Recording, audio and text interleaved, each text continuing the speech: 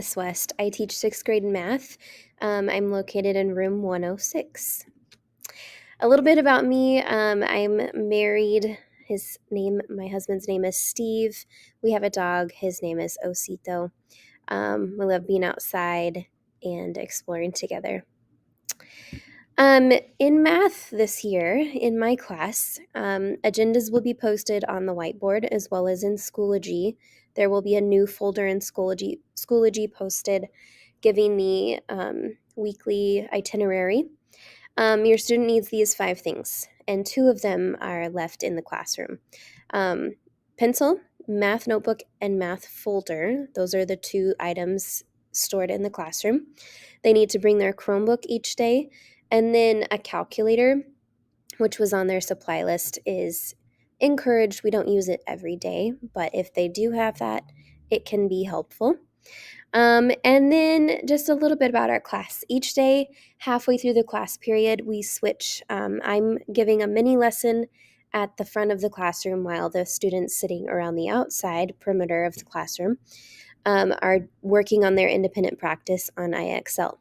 This gives them the time in class to do their practice or their what some people might say is homework, but I don't require that they do homework outside of the class period. Sixth grade big math ideas. We have all of these interconnected big ideas, and these are some different ways of phrasing these big ideas, and then our curriculum breaks these into 8 units. So we're going to start off with area and surface area, which we are in right now, and then we move into introducing ratios. Third unit rates and percentages. 4 is dividing fractions. 5 is arithmetic in base 10. 6, expressions and equations. 7, rational numbers. And data sets and distributions. For grading, I like to not think about the letter grades, and we use a 4, 3, 2, 1. 4s meaning we are meeting or exceeding the grade level standard. 3s are approaching. 2 developing, 1 beginning. The only reason your student would receive a 0 is if there was 0 work done on their assessment, which I hope will never be the case. And when we understand math, it means that we can draw it, we can show it, we can explain it, and we can teach it to one another. So that's what we're working on in my class. There is no homework grade. It is all based on the content knowledge or sixth grade math standards. Assessments typically occur every 3 to 4 weeks. You'll be informed via Parent Square or an email. And you'll also see assessment dates in Schoology. So that week, about a week out, I will inform you that there's a test coming up. Your students will know there's a test coming up. I bring it up about a week and a half in advance, sometimes 2 weeks. So they're aware that that's happening. Assessment revisions. So for every test, I would prefer revisions instead of a retake. So your student will get their assessment back. They can see if they got a 4, 3, 2, or 1.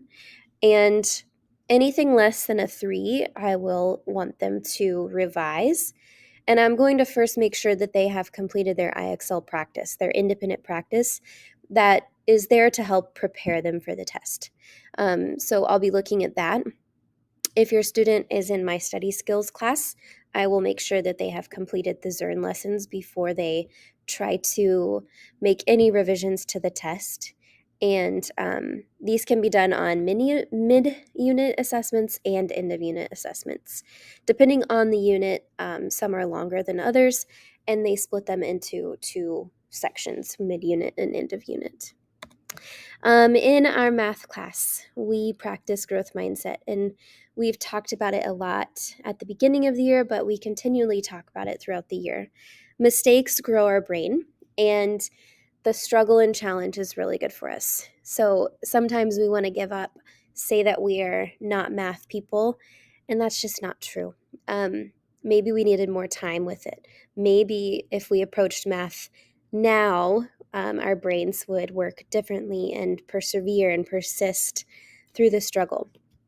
So believing we can do something, it helps our brain work differently, and we have that self confidence, self worth to go try the things that were once maybe really hard for us. So, as you work with your student, I encourage you to think about what growth mindset is and how we can practice it together. If you have any questions, please reach out. Email is best, or through Parent Square is fine as well. My email is mlwest@osd.wednet.edu. I look forward to meeting some of you at conferences this year, and hope you're well.